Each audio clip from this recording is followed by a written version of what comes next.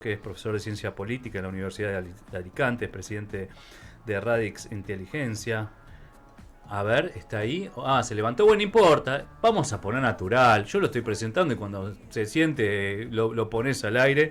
Es especialista en geopolítica, defensa y seguridad. Bueno, ¿será porque todavía no lo habíamos enganchado? Bueno, la presentación está hecha. Bueno, uno de los temas que yo quiero hablar con el profesor es qué sucede en España, ¿sí? Porque uno también por redes sociales depende el algoritmo y tus preferencias, ves todo bien o todo mal. Totalmente. Todo positivo o todo negativo. Y a veces, está bien, ahí se cortó. Bueno, nada, entonces cierro qué es lo que quería charlar. Y también dice que es el motor de Europa. Cosa que es muy difícil. Hace un año y pico decían que era un desastre y ahora están diciendo otra cosa. Así que bueno, el profesor nos va a desasnar de lo que va sucediendo. Bueno, entonces hablamos el último... Usted dijo el que no le dijo nada es a Alberto. Alberto no tuvo paros generales. Y después nada, están bastante parejos, hay varios que comparten distintos puestos, pero hay una cualidad que tienen en común estos tres presidentes que tuvieron más paros próximos a su asunción, y es que no son peronistas. Ah, te lo quería adivinar. Porque estaba viendo tus apuntes. Me gusta tu letra de universitaria, ¿eh? Me encantan sus apuntes. No tengo letra de doctor, por No, de acá distingo lo que escribiste. ¿Viste? Que la generación de Steffi todavía usa papel y lápiz. Sí, a mí me gusta. El periodista es innato, lo tenés que tener porque aparte te hace más interesante escribir en papel y todo eso. Sí. En papel tenés que llevar cosas. Yo llevo el celular y anoto todo. Bueno, no. Bueno, está bien. Acá hay una diferencia generacional. Grabar, sí, por supuesto, las entrevistas, todo. Vos tenías una herramienta, dijiste hace un tiempo, ¿qué? para grabar y escribir, porque también estuviste afectada. Sí. Hace poco me fracturé la muñeca, entonces para trabajar, los que estamos en medios y demás, usamos mucho las manos con la computadora, el teléfono y demás. Y con el teléfono me ayudé mucho con el dictado por voz. Entonces así le iba hablando al celular, pobre mi novio me escuchaba hablar las 24 horas del día. ¿Con quién estás hablando? Claro, no. Conmigo misma. Y que aparte decía... Hola, coma, buen día. Claro, tenés que poner coma, punto. Entonces, bla, bla. Exactamente. Se vuelve un poquito engorroso, pero la verdad es que te salva las papas cuando estás imposibilitado de utilizar las dos manos. No, muy bien. Es un flor de recursos. Después vamos a hablar del chat también. Bueno, ya lo tenemos entonces al profesor José Jesús San Martín Pardo. Bienvenido, profesor. ¿Cómo anda? Buenas tardes desde España, un placer. Ya había hecho su presentación y se cortó, no es que no dije todo lo que tiene usted a las espaldas, así que ya empezamos la entrevista. ¿Cómo anda? Todo muy bien, de maravilla. Me alegro. A ver, como dije recién, ¿no? Es tan sencillo como el algoritmo que nos dice si España está bien o está mal de acuerdo a lo que creo, las tendencias que uno debe pensar. Pero hace poco estaba viendo algún video y dice, es el motor de Europa, España. ¿Es así? En parte sí, en parte no. Vamos a ver, según el planteamiento, España es un país importante en el marco europeo, pero desde luego nosotros dependemos también del marco europeo. No, es una relación bilateral y en muchas más direcciones. O sea, no es solamente que España tenga que ser un país líder, que debe serlo, sino también que España tiene que ser un puente entre muy diferentes países. Pero claro, eso depende de la calidad de los dirigentes en cada etapa histórica y también de la voluntad de esos dirigentes, porque hay dirigentes que tienen calidad pero no tienen voluntad, y a la inversa. Sí, es un momento medio clave, ¿no? Si bien creo que la grieta la exportamos muy bien desde la Argentina, en España aprendió muy bien, ¿no? Sí, estamos en una situación de bloqueo en una parte y de desarrollo en otra. El desarrollo se da en la sociedad y en la empresa, que se mantienen muy activas.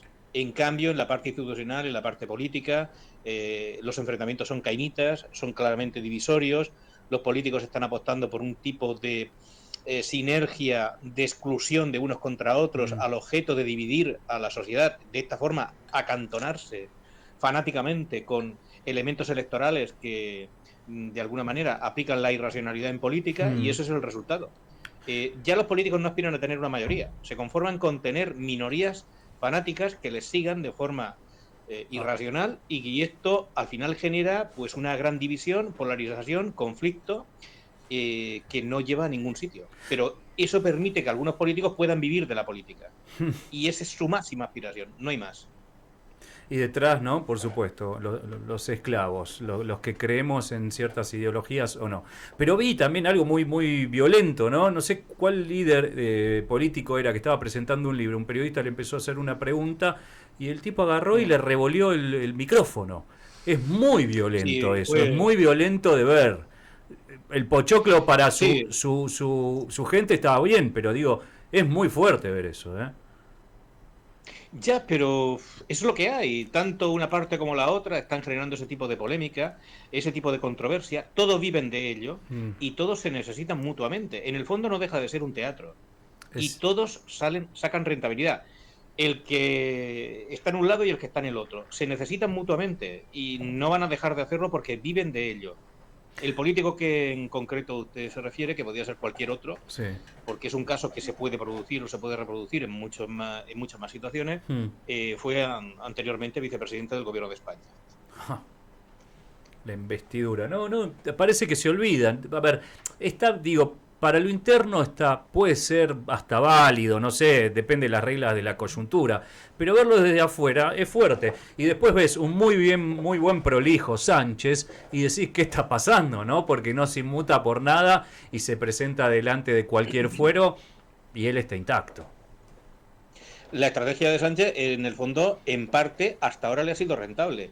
Él, efectivamente, no se inmuta por nada, no se da por aludido ni por crisis económica, ni por crisis laboral, ni por ningún tipo de conflictos o situación enojosa, de tal manera que a él no le pasa factura, desde su óptica, desde su perspectiva, digamos, operativa. A partir de ahí, él lo que hace de forma muy sibilina y Claro. maquiavélica es derivar a otros esas culpas, responsabilidades o desaciertos. Pero él jamás aparece comunicando una mala noticia. Eso lo deja para otros. Él jamás aparece informando de algo negativo.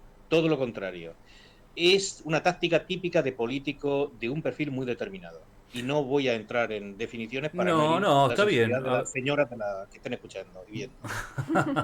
No, no, pero está bien que desde adentro lo pueda decir usted, que primero que es un profesor, segundo tiene las herramientas para analizarlo, pero creo que la sociedad también o todavía no está cansado, todavía está metida en esa grieta. Porque a nosotros creo que ya nos cansamos y pasamos a otro tipo de elección, ¿no?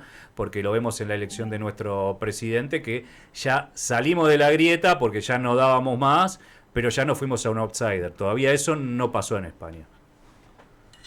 No, vamos a ver, el problema no es uno, son varios.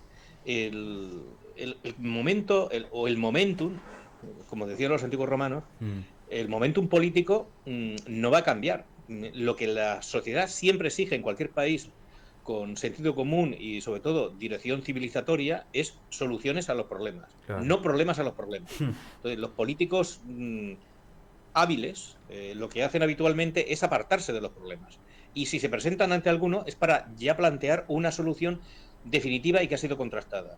Los políticos menos hábiles son los que aparecen anunciando posibilidades de mejora sin tener la respuesta completa. Esos son los que se van a quemar. Y esos son los que son sacrificados por los políticos anteriores que he dicho al principio.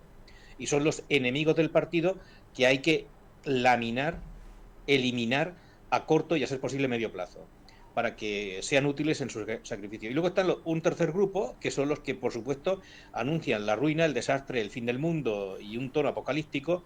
Son los políticos que no van a tener ningún tipo de desarrollo en el futuro, pero que de alguna manera pueden, digamos, satisfacer las necesidades de misericordia partidaria dentro de cada grupo político. Lo que digo en todo caso es que la explicación a la supervivencia de Sánchez es en parte por eso. Él jamás, ni siquiera durante la pandemia, presentó ningún tipo de elemento negativo. Tenía a peones que se encargaban de ello y que todos han sido devorados por la vorágine política. Y él no prácticamente salió inmutable de esa crisis masiva, sistémica, sanitaria, médica, social, etc. Sí, sí, porque en realidad eso demuestra su habilidad y su apetito de poder, lógico, pero también demuestra en parte su incapacidad para resolver un problema. Sí. A ver, por un lado es admirable, por el lado, si uno ve como un líder político. Tal cual. Pero es cierto que ningún oficialismo después de la pandemia ha ganado, ni se pudo sostener. Efectivamente. Pero bueno. Salvo Pedro Sánchez en España. A eso me iba a referir. Bueno, claro. Ahora nos abstraemos un poco de España, si es posible, profesor, y nos metemos en el, en el eurobloque, que digo que también tiene como dos ejes muy trascendentales, por lo menos en estos últimos meses. En esta última semana, sin duda, son los aranceles. Después, le voy a hacer así como un entrecomillado, no sé si Ursula von der Leyen los representa como ustedes creen, pero el otro asterisco que quiero abrir es la guerra con Ucrania, los recursos que también von der Leyen dijo que hace, 3 semanas iban a destinar 800.000 millones de dólares, le iban a sacar otros recursos para el rearme de Europa. Estos dos temas están planteados, caminémoslo por donde usted crea pertinente. Vamos a ver, el rearme de Europa es una necesidad geopolítica e histórica y vamos con muchísimos años de retraso. Tenía que haberse hecho mucho antes. 800.000 millones, podemos discutir la cifra, pero desde luego menos de 500.000 millones no serían suficientes para empezar a reparar el déficit defensivo, militar y en infraestructuras que tiene Europa. El problema fundamental de Europa es la falta de un mando único militar. Claro. Eso hay que tenerlo en cuenta.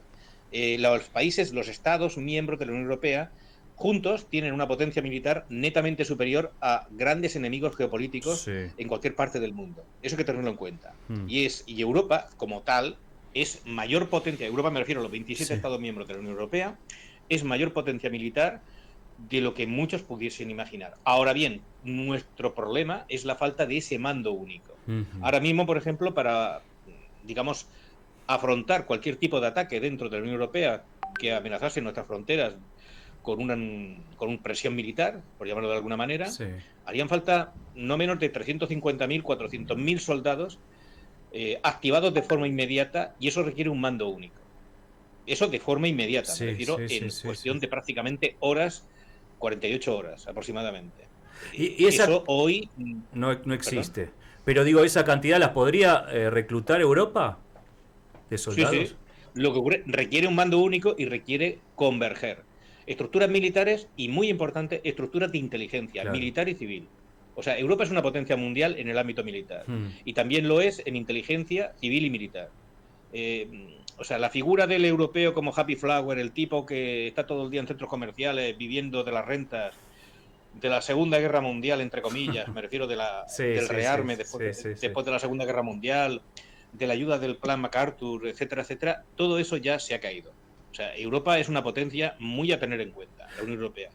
Y tenemos que avanzar en ese sentido. Puede ser una fuerza de estabilidad, pero puede ser también una fuerza de no estabilidad. Claro. En el sentido de que si Europa no se unifica, si Europa no avanza hacia un criterio de mayor coordinación entre sí misma, no va a aportar mucho al mundo. Ahora, entonces, disculpe que le diga, no es una ofensa ni mucho menos, pero entonces Europa se quedó dormido hasta que vino Trump y los cacheteó. Dijo, ahora nosotros no lo vamos a apoyar más, que Europa se defienda a sí misma. Bueno, voy a usar un símil muy latino, muy español, muy ibérico, muy hispánico. Europa estaba en una siesta muy agradable. No estaba dormida del todo, pero también estaba en una modorra francamente gratificante. Y después de una opípara comida, pues la verdad es que lo que pide el cuerpo europeo pues era eso. Lo cómico del caso es que los más adormilados no eran precisamente los del sur de Europa, sino los de otras partes del continente. Eso hay que tenerlo en cuenta. El sur de Europa tiene que invertir mucho más dinero del que había hecho hasta ahora en materia de defensa y seguridad, porque nos va mucho en ello. Y a fin de cuentas, Europa, que tiene un acervo de derechos humanos y de valores democráticos que van por delante de cualquier tipo de política exterior, y está muy bien, tiene que poder defender ese tipo de, digamos, ideología humanitaria. Y eso significa fuerza militar, que nadie se engañe. Contra amenazas terroristas, lo de la Virgen de Fátima pues no va a servir mucho. Tal cual. Bueno, igual la fuerza, si usted me dijo que se pueden juntar 350.000 soldados y, bueno, se tiene que reactivar, por supuesto, la industria armamentística de Alemania. Macron también, por supuesto, amenazó con el tema nuclear, que también, la verdad que No sé si asusta, pero el otro día justamente estuve con Rafael, estuvimos en una charla de Rafael Grossi, ¿sí? Quien se dedica al organismo internacional nuclear y quien se sienta con Putin frente a un minuto, a un metro de él, ¿no? Y yo le pregunté si era posible que todas estas amenazas de Putin, llegado el caso de sentirse acorralado, pudiera ejecutar el tema armamentístico nuclear, y me dijo que no es imposible, porque a veces desde lejos uno dice, bueno, sabemos los condicionamientos terrestres, pero que alguien que lo mira a los ojos dice que no es imposible, asusta. No, es que no es imposible. Esa persona dio en el clavo, así de claro. Esa realidad es un hecho que tenemos que tener que gestionar. En el caso de hipótesis de trabajo, es un factum, es un hecho. Que pudiese ocurrir, sí. Que sea limitado, sí. Que sea concreto, sí. Que se le dé una apariencia de accidente para de esta manera justificar la innecesariedad de un ataque de respuesta, por supuesto. Pero es una parte clave de la ecuación geopolítica actualmente. Y eso hay que tenerlo muy en cuenta. Entonces, Lo cual significa que nos tenemos que acobardar, a dejar amedrentar y asustar, en modo alguno. Todo No. lo contrario. Así de claro. No, resistir. Porque, obvio, un ataque de ese tipo, o un, entre comillas, accidente, fin de comillas, tendría una respuesta. Claro. Y bueno, hay en potencias nucleares en Europa, por supuesto, pero sería un desastre, la verdad, Sí. que no abogamos nunca en ningún caso, ni siquiera un accidente, no. No, nadie quiere Sería eso. una Yo locura creo que nadie total. es sensato, Sí, pero sí. la desesperación y sobre todo el cálculo, no hay que olvidar que la otra parte, entre comillas, pues siempre está calculando Sí, el miedo de los europeos. claro. Y la fama, claro, a ver, el que tiene más que perder es el que más tiene, siempre. O sea, el que tiene la casa más grande, el que tiene el coche más bonito, el que tiene más propiedades, etcétera, etcétera. El que no tiene nada, pierde menos. Ese, Y está jugado, digamos, y está jugado también, hay que tener en cuenta eso, ¿no? claro, aparte. Y aparte de que mantiene una dictadura prácticamente completa, donde cualquier tipo de resistencia pues queda aplacada de manera fulminante. ¿Qué es lo que ocurre? Pues esa amenaza puede tener mayor efecto en la retaguardia del otro. Son mensajes de guerra psicológica. Sí, Y sí, estamos sí. en una guerra psicológica desde antes de febrero del año 2022, fecha de la invasión de Ucrania. Sí. Y esa guerra psicológica está dirigida por expertos en inteligencia en el lado ruso, hablando claro. Ahora, qué extraño, ¿no? Es pensar cómo había todo un bloque en Occidente, debemos decir, Estados Unidos y Europa, y cómo en estos Sí. momentos se ha quebrado esa alianza de hasta principios en comunes. ¿Usted entiende lógico todo esto que reclama Trump, o es tirado los pelos para traerlos a negociar, que nosotros los ayudamos un montón, aparte recrimen, no, hay un montón de formas también que se han perdido con Trump? Vamos a ver, yo recuerdo y añoro a presidentes como Ronald Reagan, cuya exquisita caballerosidad y buena educación no le, No quitaba la impidieron valentía. nunca decir las cosas claras. O Mm. sea, y él, por ejemplo, reivindicó muchísimo en fin, el reforzamiento de Europa en ámbito militar, el aumento del presupuesto, etcétera, etcétera. Y Reagan tenía razón. Trump en buena parte también la tiene, si nadie se lo discute. El problema son las formas, las malas formas, y eso genera malestar en Europa, ese maltrato. Que Trump está acostumbrado a un tipo de, digamos, vocabulario político que es más próximo del léxico mercantilista. Sí, vale. tal cual. Que él de esa manera negocia y que luego la cosa se apacigua mucho porque la gente se rinde y al final, si él no consigue el 100%, logra el 70%, el 60%, pero siempre ventajas para su país. Vale. Pero ¿cuál es el problema? La desconfianza y la pérdida de legitimidad que ello se deriva. Nadie aquí en Europa ya de carácter, digamos, serio a nivel directivo se fía de ese tipo de comportamiento. Porque igual que cambia de opinión para una cosa, puede cambiar de otra. Y bueno, es que un socio tiene que ser alguien fiable. Esas cosas se dicen en privado. Y las, entre comillas, presiones de ese tipo tienen que ser en privado. Aunque para él sea rentable electoralmente a nivel público, el error es enorme y catastrófico. Y después otra cosa, se está equivocando por completo. Eso de que, en fin, que Rusia nos pilla muy lejos, el estrecho de Bering, hasta donde yo sé, no está tan lejos. Lo tiene ahí al lado. Estados Unidos con Rusia. Tienes razón. Alaska fue rusa hasta el año 1867. Y, en fin, no voy a entrar en detalles, pero yo no estaría tan tranquilo en ese sentido. La única potencia del mundo que puede realmente ayudar, o las dos únicas que pueden ayudar a Estados Unidos en una situación de conflicto, de negociación tensa, etcétera, etcétera, son las dos justamente a las que en estos momentos está vilipendiando y, digamos, actuando con agresividad. Unión Europea y Canadá. Y Canadá es la retaguardia de Alaska. Claro. Sin Canadá, Estados Unidos tiene una dificultad enorme para proteger Alaska, en ese sentido. Yo creo que hay que moderarse, volver a la vieja diplomacia, que era hablar en privado, y recuperar los buenos modales, y siempre de cara al exterior mantener la unidad, como bien ha dicho usted, de la familia occidental. Porque Occidente no es solamente la Unión Europea y Estados Unidos-Canadá. Occidente incluye a muchos más países, entre los que incluyo, por ejemplo, Argentina, pero también está Australia, Nueva Zelanda, etcétera, etcétera, y más países que quieren ser Occidente. Y Occidente no es un solo discurso o una línea monotemática, hay muchos elementos y una gran diversidad, pero a todos nos une lo mismo, el culto, entre comillas, respetuoso y por supuesto generoso, a la democracia constitucional y por supuesto la libertad de expresión, y a partir de ahí podemos hablar de todo. Es cierto. Ahora, ¿cómo sorprende? Le digo la verdad, a mí, por ejemplo, los chinos cómo se pusieron ahora, porque también vos no podés negociar con los chinos como vas a negociar con Europa o porque vas a vender un edificio en Miami, no es las mismas formas. Pero también lo que dijo, vienen los países a besarme el trasero, la verdad que uno ya... ¿Cómo después te podés sentar con un tipo que te humille con esa desde ahí? Vamos a ver, ¿ustedes se imaginan al presidente Kennedy o al presidente Reagan diciendo algo así? No, por supuesto. ¿Se imaginan a la rey de España diciendo algo así? No, menos todavía, no. ¿A la princesa Leonor? ¿Al presidente de Gaulle? ¿A Winston Churchill, primer ministro del Reino Unido? ¿A la reina Isabel II? Pues ya está todo dicho, no hay más que hablar. O sea, el problema no es ese, el problema es que ese tipo de comportamiento denota una pérdida de confianza. O sea, en Europa la gente cuida mucho los modales. Claro. Y aquí hay de todo, igual que en otros países. Pero aquí ha habido un antes y un después con ese tipo de discurso, con esa agresividad que ya se dio en el primer mandato, y Trump se equivoca por el tema de la pérdida de urbanidad. Hay que contratar a un instructor, a un jefe de protocolo, a un educador. Yo soy profesor, pero no me presto voluntario. No, se va a volver loco, ¿no?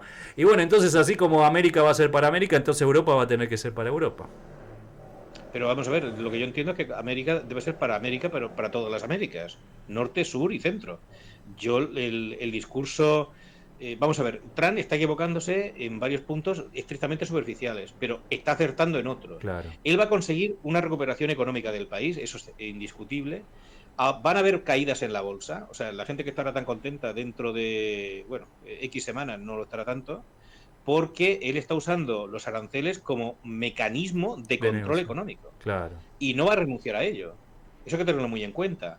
A los chinos, el programa entre comillas, lo digo con humor negro. Sí. El programa arancelario de Trump es un show business propio de Hollywood. Me refiero a los chinos, a partir del 30 y pico %, 34% más o menos, de arancel puesto por Trump, ya no les afecta. Es que da igual que le pongas el 84 y el 144, da igual.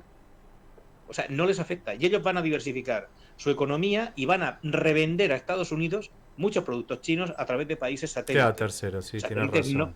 Sí, van a saltarlo, eso está.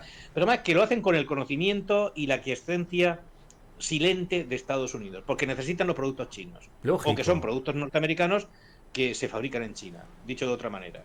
Y lo necesitan. Entonces, ¿qué va a ocurrir? Pues va a haber economía de mercado negro y circulación... todo lo que Sí, se va a encarecer todo, y en realidad es casi una contraglobalización lo que hace 30 años nos impusieron mundialmente. Ahora Trump, por su entendimiento de la economía, porque también reindustrializar un país gigantesco, no sé si es el momento y la era tampoco, pero bueno.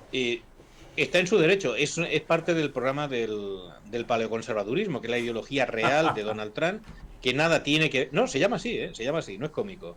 Es una doctrina de la derecha norteamericana que no tiene nada que ver con el neoliberalismo y menos aún con el neoconservadurismo, que ambos son neoliberalismo y neoconservadurismo, globalistas y, por supuesto, universalistas en materia de economía. Por ejemplo, apertura de fronteras, no aranceles, etcétera. Pero el paleoconservadurismo se basa en otra cosa. Es muy diferente. Sí cree en los aranceles, sí cree en el comercio como base de la economía de un país, pero un comercio entre iguales. Ellos no comercian con un país que no tenga su nivel o casi de desarrollo. Así de claro. Y los países que están por debajo, pues se quedan fuera. No creen para nada en ese tipo de programa. En parte pueden tener alguna razón, nadie lo discute. En todas las doctrinas económicas suele haber algo de razón, pero también es verdad que la economía norteamericana y de países desarrollados depende de la interacción que se da y la interrelación y, por supuesto, la compra y la venta entre muy diferentes países. Sí, y la globalización al final, bueno, puede ser, como dijo Nelson Mandela, nos puede gustar más o nos puede gustar menos, pero va a ocurrir. Y es parte inevitable del desarrollo humano. Es decir, es como la noche. A lo mejor hay gente que le gusta más el día, pero la noche siempre llega. O sea, y después de la noche llega el día. Pues esto va a ser más o menos lo mismo. Él va a usar el arancel, y termino ya, que le noto la cara de aburrimiento. No. Si hay algo, no, le soy sincero, hay algo que no me aburre, es charlar con usted, porque al contrario, me tiró algunos conceptos interesantes, me lleva a Europa y la visión europea y por supuesto de un universitario. A mí me encanta charlar con usted. Leo, que todo esto lo digo con todo el cariño del mundo y lo digo para que la gente que está escuchándonos también se sonría. O sea, hay que distender la situación. Sí. Vamos a ver, la política arancelaria de Trump la va a usar como parte de su programa de negociación, de relaciones internacionales, y lo va a usar al objeto de premiar y castigar a unos países contra otros y para derretir, entre comillas, a varios gobiernos. Yo creo que lo puede conseguir. El tema es el tiempo. Claro. La clave es el tiempo. El cómo.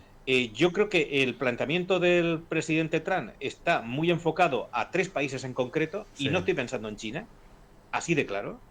China es el enemigo, pero va a ser también el gran socio y el gran aliado dentro de X tiempo. De Estados Unidos, no estoy hablando completamente en serio. Pero yo creo que tiene 3 objetivos de derribar gobiernos.